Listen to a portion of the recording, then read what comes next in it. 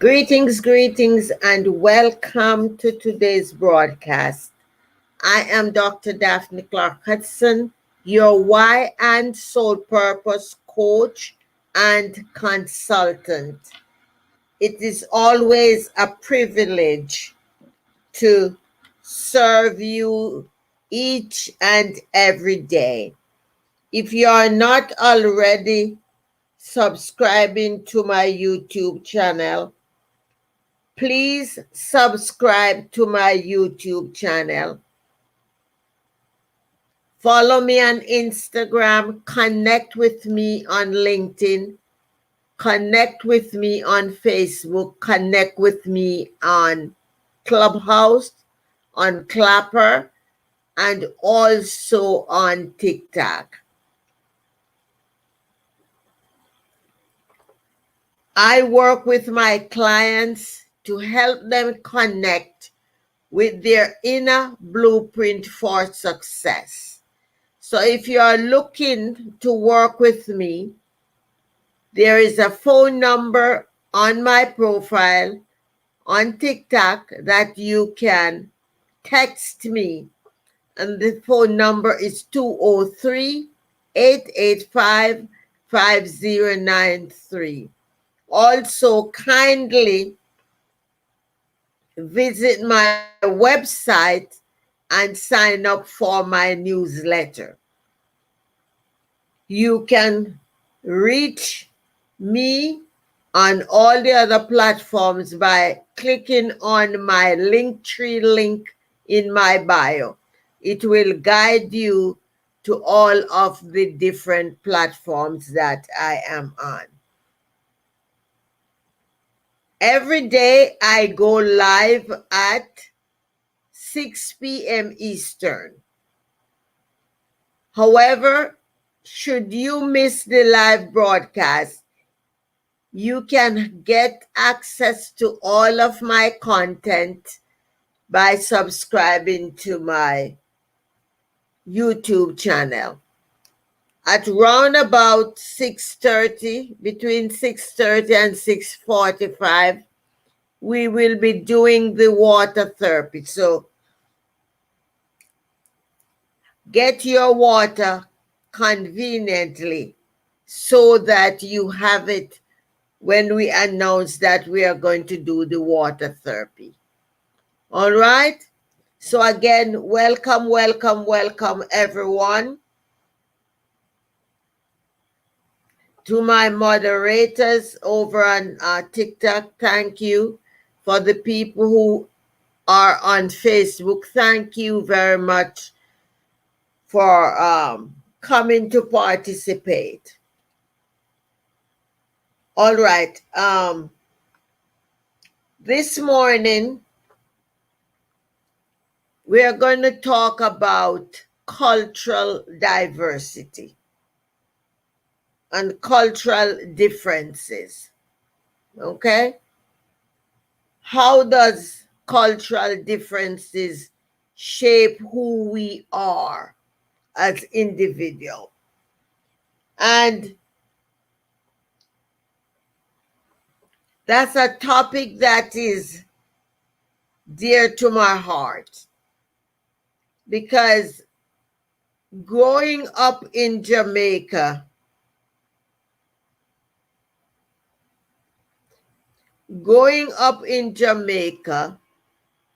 my exposure to diversity was limited.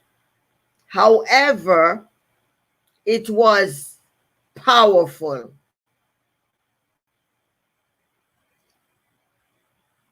In the district where I came from, the diversity was limited to the business owners.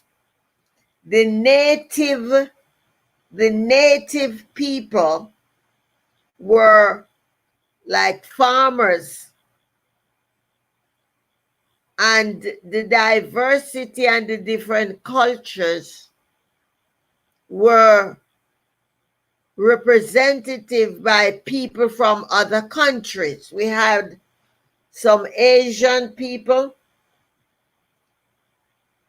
we had some Jewish people, we had some Arabs.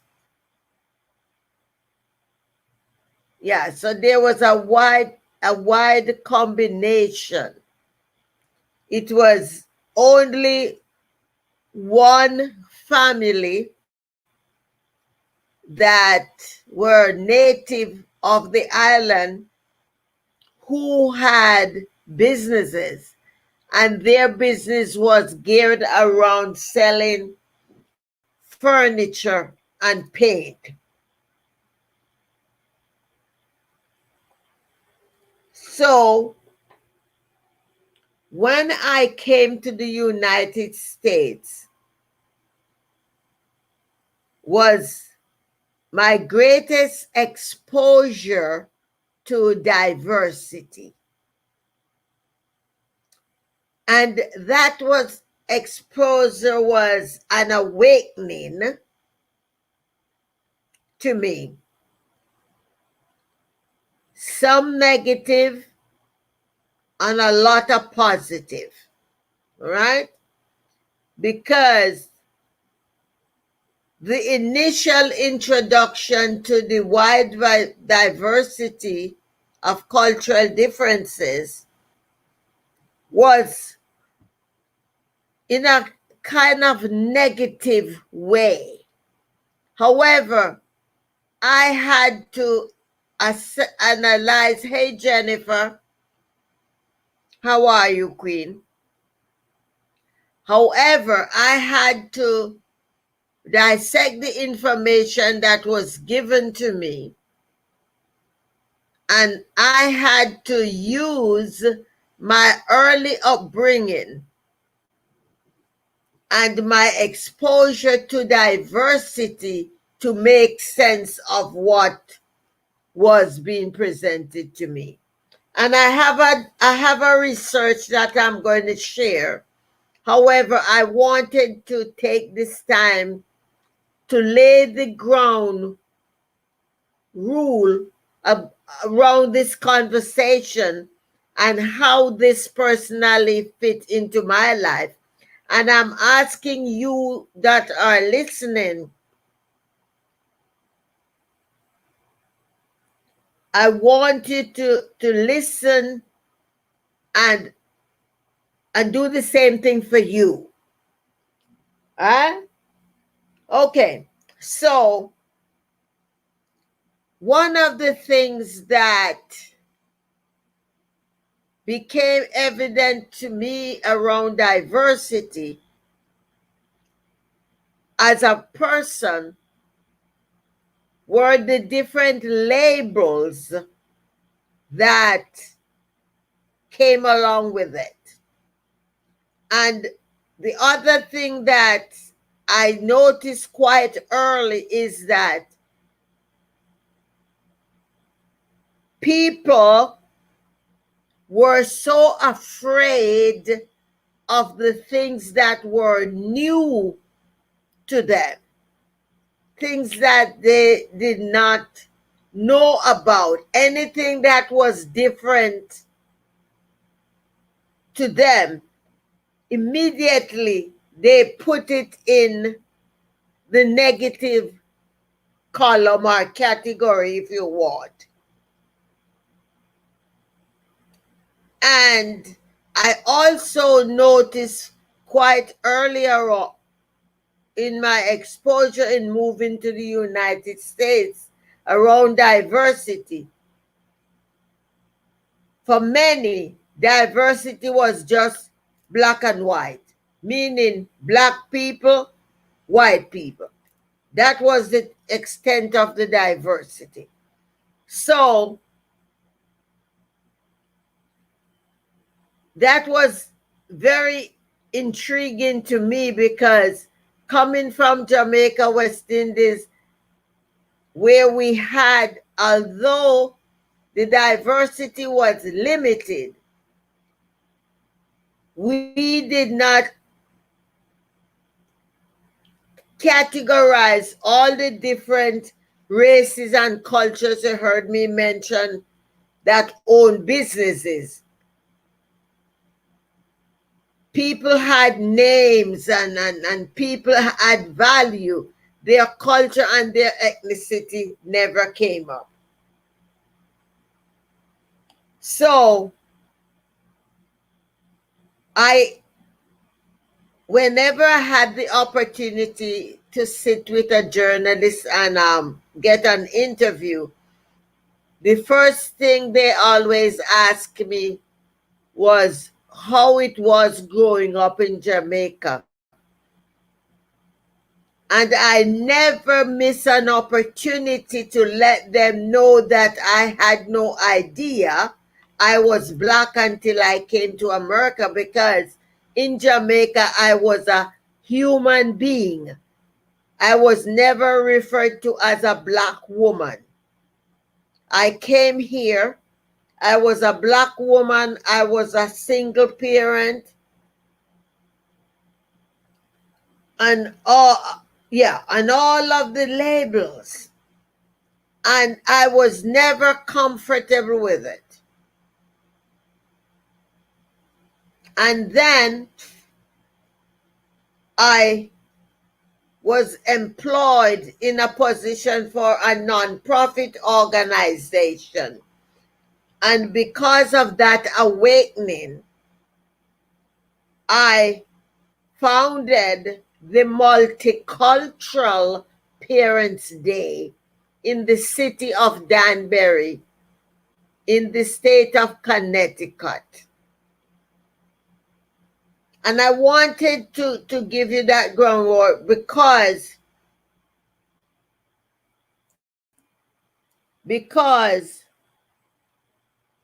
they are out of that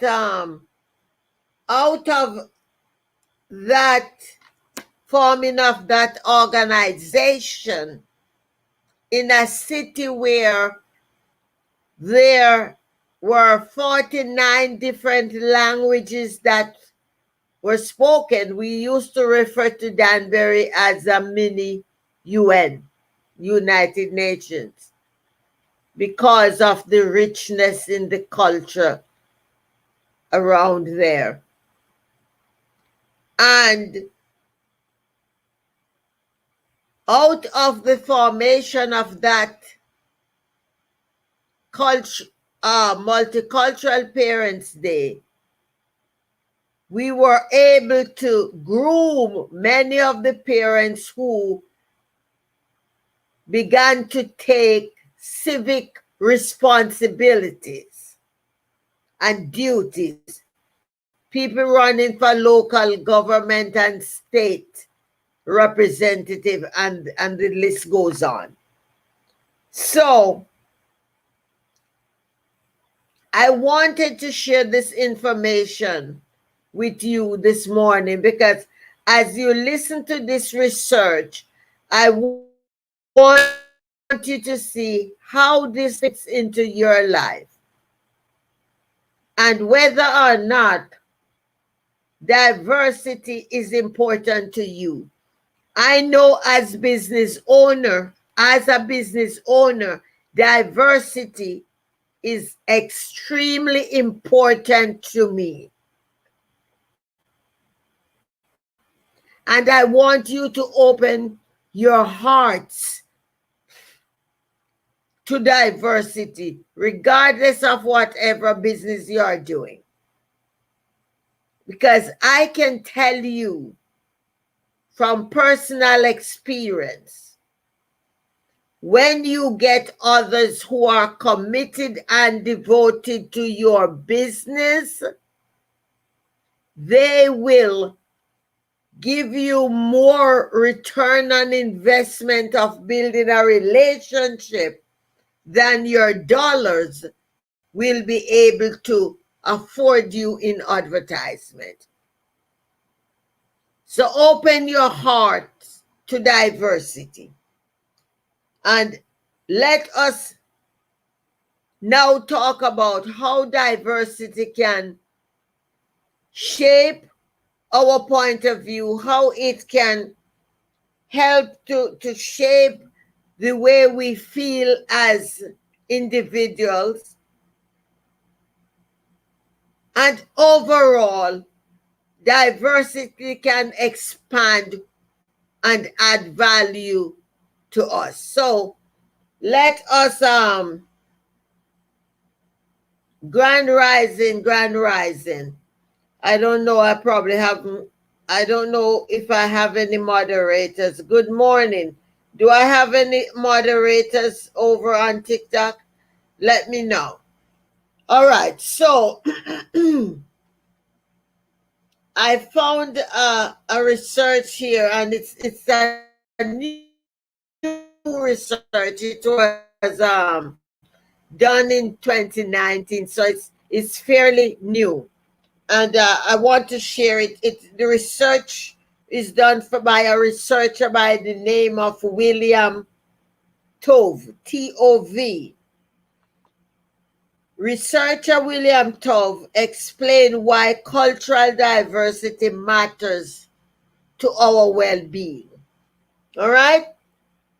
And I'm going to read verbatim.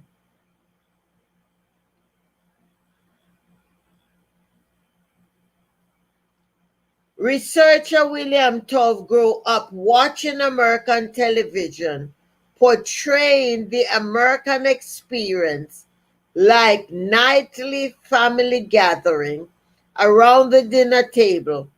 But what was very different from his own home life, like his immigrant parents from from Cambodia were often working, and they merely all sat down together for a meal. Many people can relate to that, because you heard me mention about the organization I worked for in Danbury, Connecticut. I spoke about the city have 49 different languages. Cambodian community was a very prominent community in that city. These early observations sparked Tove's interest in cultural differences, which eventually led him to become a psychology professor at the Singapore Management University, studying, among other things, how cultural differences, well-being, and personality. Much of the research in this field by Tove and others has compared Western countries like the US and East Asia countries, finding that East Asia trend to have lower levels of well-being. It has also shown that the cultural influences how we seek happiness and relate our emotions. European Americans typically want to feel peppy emotions like excitement and cheerfulness, while Hong Kong Chinese prefer calmer states like peace and serenity. Even the factors that promote happiness may be different, as self-esteem is more important to our feelings of life satisfaction in the West than in East Asia. Now, we can all relate with that, whether we were ever involved in mindfulness. We know that that statement by the researcher is accurate, because we in the West are very rarely focusing on mindfulness, on meditation, and all of those things. We are always hustling and chasing the almighty dollar. So, mindfulness and serenity and calmness very rarely comes up. People will say, "Oh, I don't have time to do that." How you find time to meditate for an hour or 30 minutes? So, this research is really enlightening us around taking care of ourselves and our mindfulness.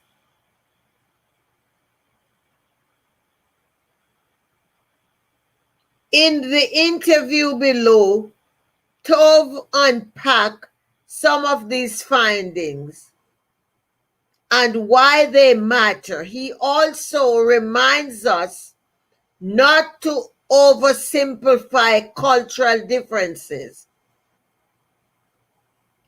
and not to forget our similarities. Kyra Newman, why do you think it's important for the field of positive psychology to study cultural differences in well-being? William Tove, when people learn about the psychology of happiness and also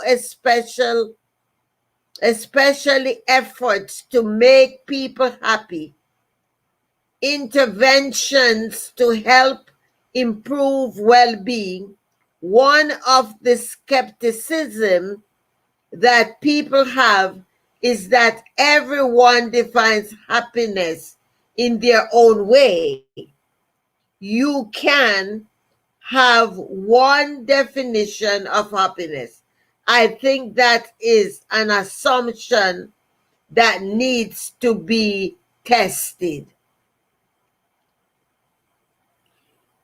It bears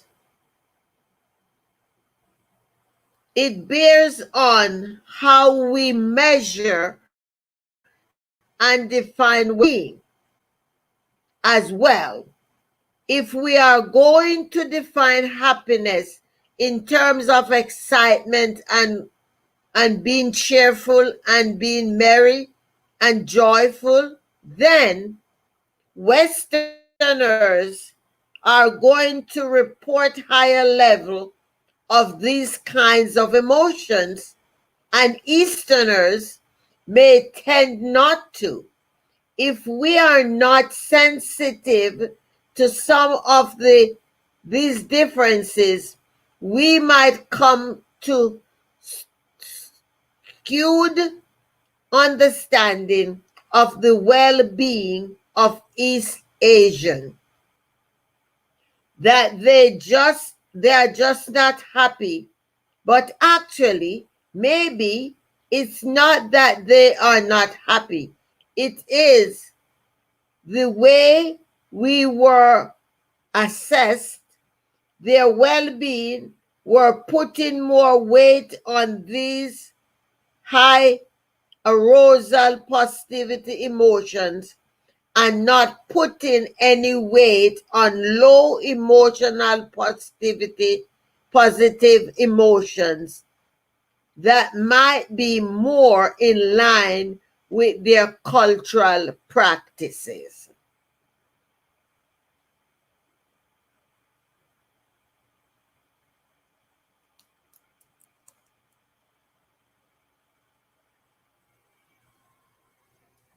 You give me a minute, I just need to address something here. Hold on, guys.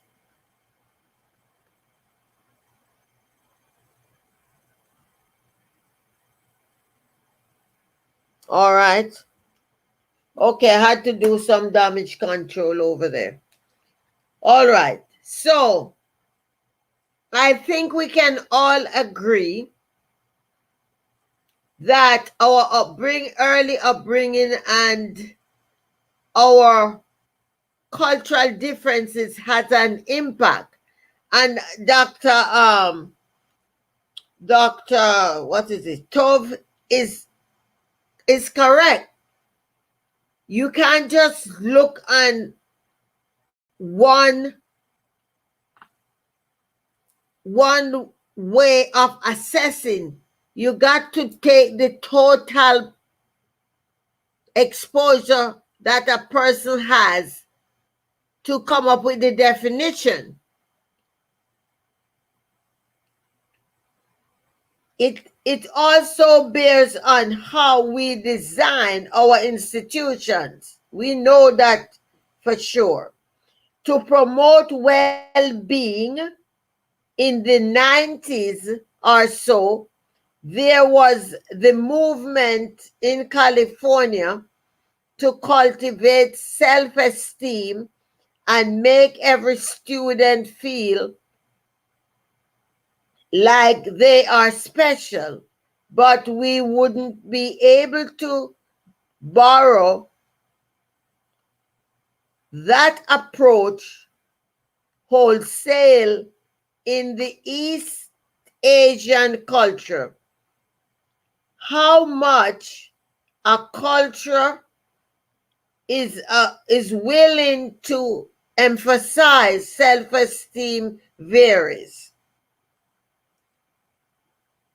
I think there would be more skepticism in East Asian cultures to this idea of just making students feel good and special for its own sake. It's important to understand that the things that we think should make people happy may not be the same or may not operate in exactly the same way. And that is so true, because for us coming from the West Indies, there were certain things that we did not have access to. I know growing up, I didn't have television, I didn't have radio, I didn't have electricity. And for those reasons, when I grew up and went to a city where I had those things, I did not have a sense of entitlement.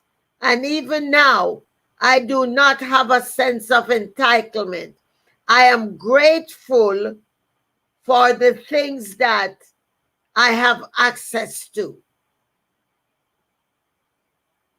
And I think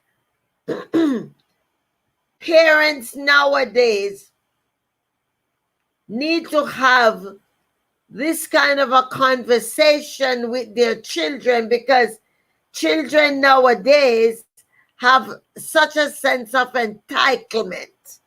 And I'm hoping that with COVID and everything now, with parents having more time to be at home with the children, I'm only hoping that they will begin to have this kind of conversation with their children to broaden their outlook on their sense of entitlement and to cultivate more value into their life.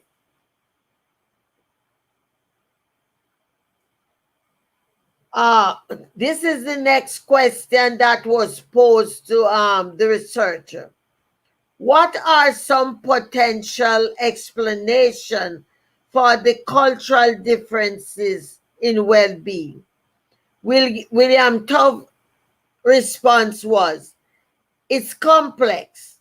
A culture is a whole system of beliefs and attitudes and practices. We have different studies showing how particular ideas, particular beliefs, and particular socialization practices can influence our well-being, but most likely it's not any single one thing. It's hard to take one particular belief and attitude and practice and isolate it and say, well, this is the reason why Asian people report lower levels of well-being. You know, it's like one of the things I've often heard, one of the things I often heard people say is like, they would say like, Indians do a lot of, they always have garlic on their breath, and there's always some things that they blanketly just fit all Asian, or all Indians or all East Indians. And even with Jamaicans, Jamaicans always like spicy food. And what does spicy food mean? You know, you got to break it down. You cannot go across the board and say every Jamaican do this, every Trinidadian do this, and every other person do that. So cultural diversity and cultural difference, to truly understand it, it takes work. So are we willing to do the work to learn about all the different cultures so that we can begin to add value and have value added back to us? Because as business owners, this will help us all in the long run, because we can design the culture in our businesses to accommodate others, people who are different from us. Are we willing to do that and to be inclusive in the brand that we are having? Asian cultures tend to be collectivistic, and your attention is more often going to be placed in a social situation. It is going to be focused on the people around you. The way you believe, the way you behave is influenced by your social roles. And your social roles are different depending on who you are with. So, acting the same way with your parents versus your friends versus your professor or your work colleagues. In collectivist culture, there's less emphasis on you as an individual separate from other people. One contrast that some researchers study is accommodation versus influence. The US emphasizes being agentic, feeling like you can accomplish your goal and take action. That's about influence. And if you want to influence the people around you, it is helpful to have high arousal positive emotion. It is helpful to feel energized. It's helpful to feel enthusiastic. Whereas in Asian cultures, it is important for you to pay attention to the social situation so that you can figure out how to accommodate and not risk offending anybody. Then, being too enthusiastic and too excited may not be that good of a strategy. It might be more helpful to be calm and peaceful and relaxed so you can notice how other people are reacting, how they feel, and so you will be a little bit more sensitive to the way you can conduct yourself. Ain't that the truth? We do not take the time to feel. I was listening to somebody's video a couple days ago, and she was stating in there that those people who are not manifesting, you're working on manifestation in your life, and the reason you cannot manifest is because you are not taking the time to feel. And that is the truth.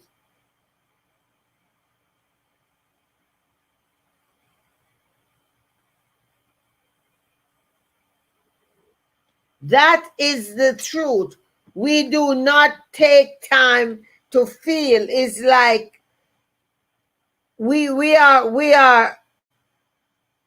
it's like we are dead. I think I said yesterday morning that we are walking around that there's a lot of living deads that are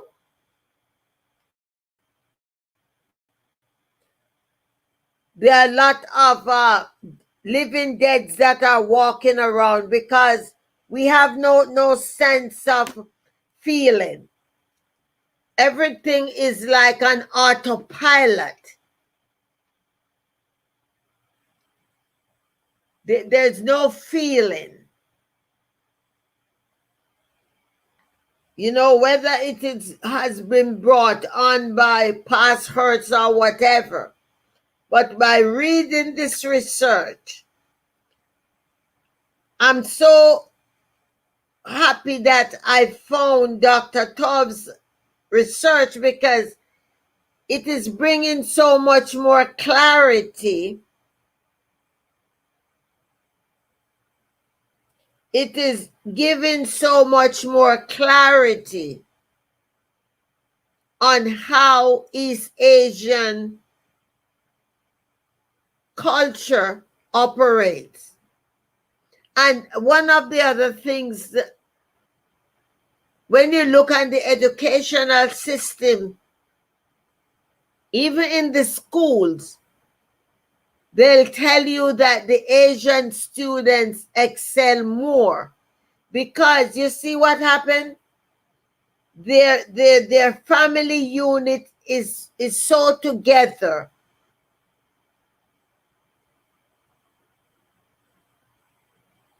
And whatever it is they're out to do, you see their feelings come into it. Their impact, they are not separated from each other. They spend time together. So they are not on a hype. They always so calm and serene and relaxed and peaceful.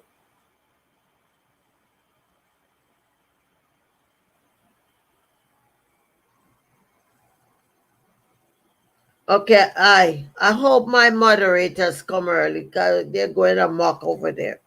All right. So it's now 6:39. we'll be doing the, give me another 10 minutes or so, and we'll do the water therapy. Whew. Then there are specific beliefs about how we relate to others, and that influences how we respond to our experiences.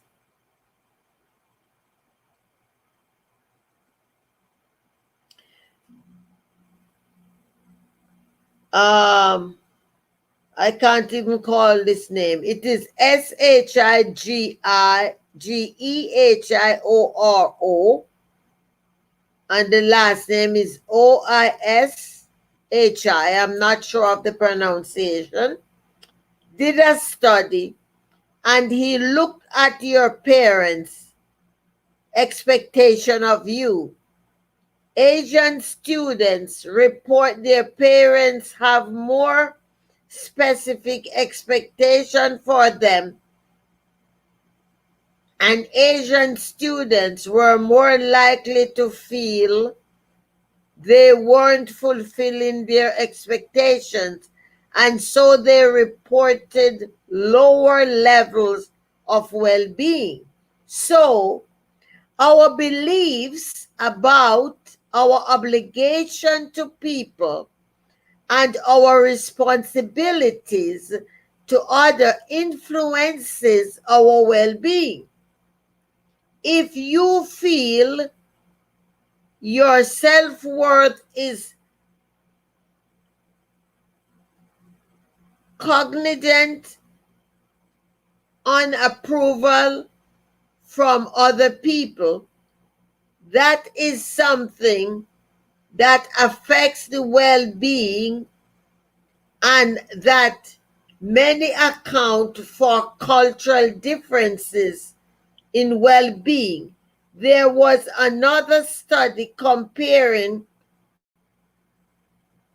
Taiwanese students and American students, and then students felt their self-worth was much more dependent on the approval that they have from others, that was associated with the lower levels of well-being in Taiwanese students. These levels of competence and others were higher.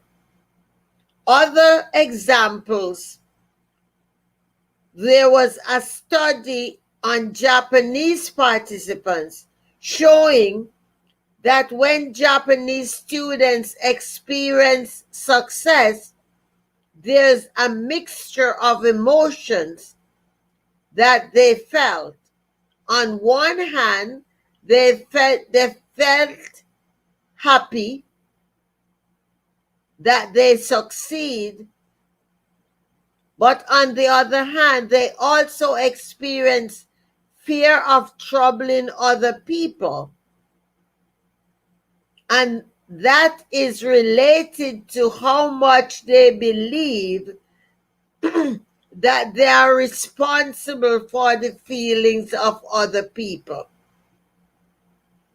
Another relevant belief is that notion of dialecticism,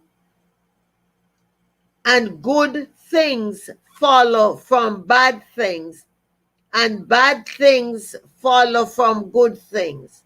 Basically, opposites are intimately related to each other. There's one study showing that Japanese students are more likely to believe that bad things can happen if you are too happy. They follow up with students after they took an exam. European American students and Asian students who did well all felt really happy The next day, European American students were still pretty happy, but for the Asian American students, their level of happiness decreased much more, and it was tied to the idea that if you are too happy, bad things can happen to you. All right.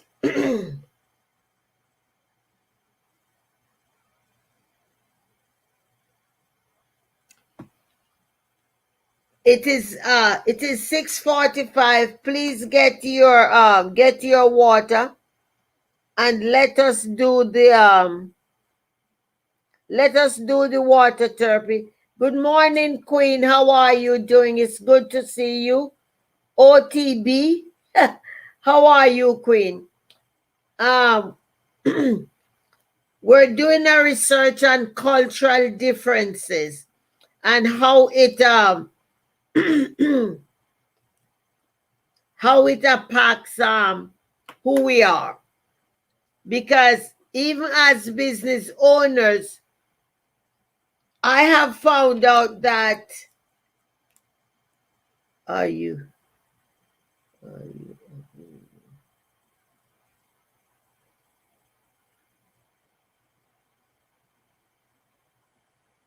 did it sound like I was reading the Bible? Oh.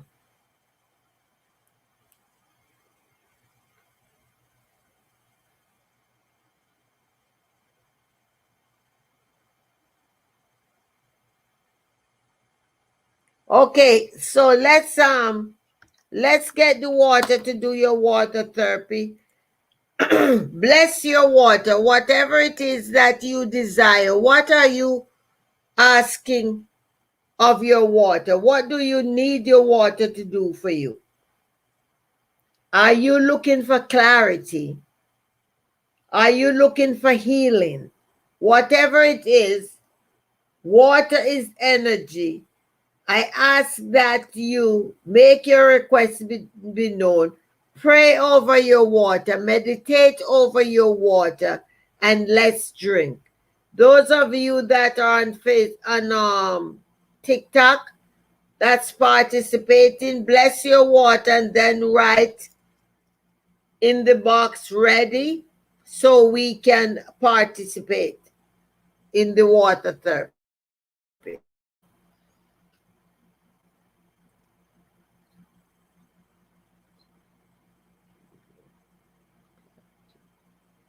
If there's anything that's lurking in my body, access water will get rid of that. Okay, let's drink.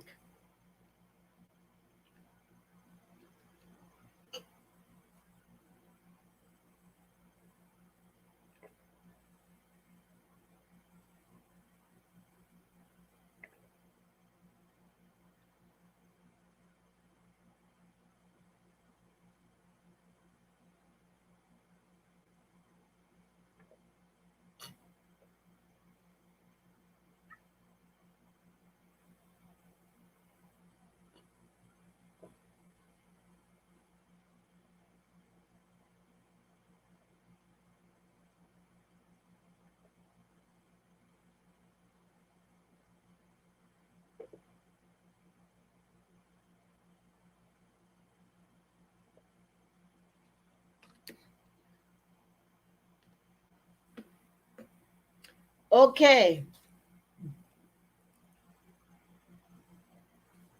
for those of you that just do the water therapy for the first time, please do your journals so you can see the improvement in what you're doing.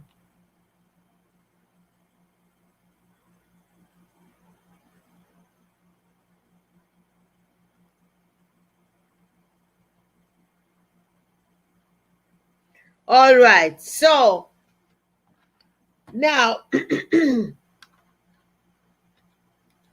I would like to encourage I would like to encourage everyone to look into including diversity in your everyday life. Look around for the people who are different from you. Have a conversation. Learn new things about them. Share things about you with them. And don't be afraid of that which is different. I can tell you, when you get people who believe in what you're doing, they are going to add value to your business. But if we are not open and become inclusive, then we are losing out on that way. So build the relationships, learn about them, share your food, share your culture. What are some of the richness of your culture? I know food and music, we don't have to know the language. Food and music gets it all the time.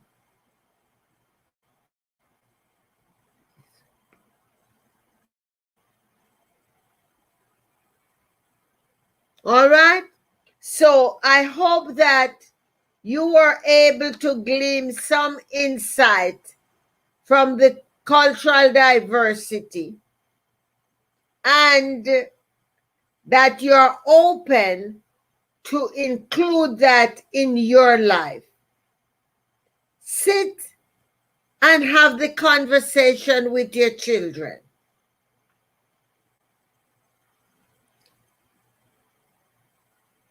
Do not get into the practice of making negative comments about other cultures and other individuals.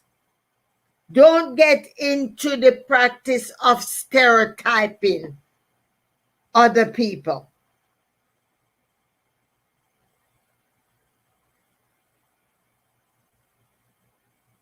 Spend the time to get to know the individuals.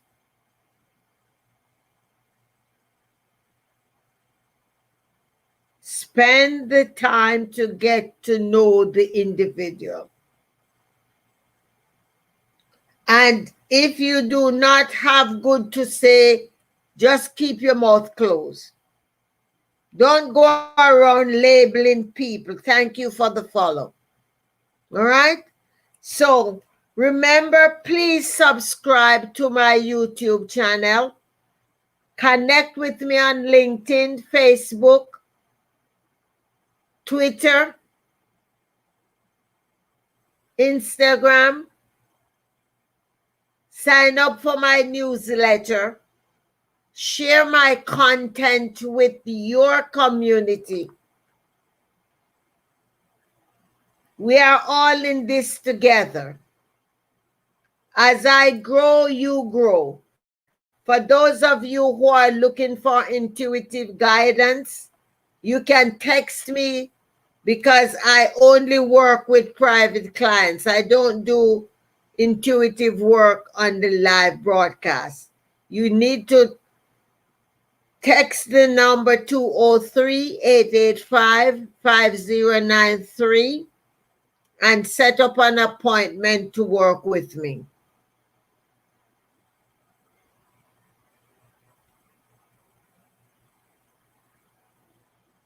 I go live 6 a.m. every day. And there are other times that I also go live during the day as well. So please keep your notifications on.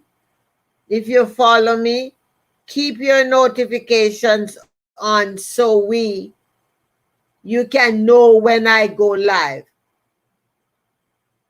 When I go live during the course of the day, it's not on the link, and I'm not on StreamYard. Just the early mornings I'm on StreamYard. All right? So, again, I hope this was valuable to you. I hope it will allow you to broaden your outlook on the communities that we all share.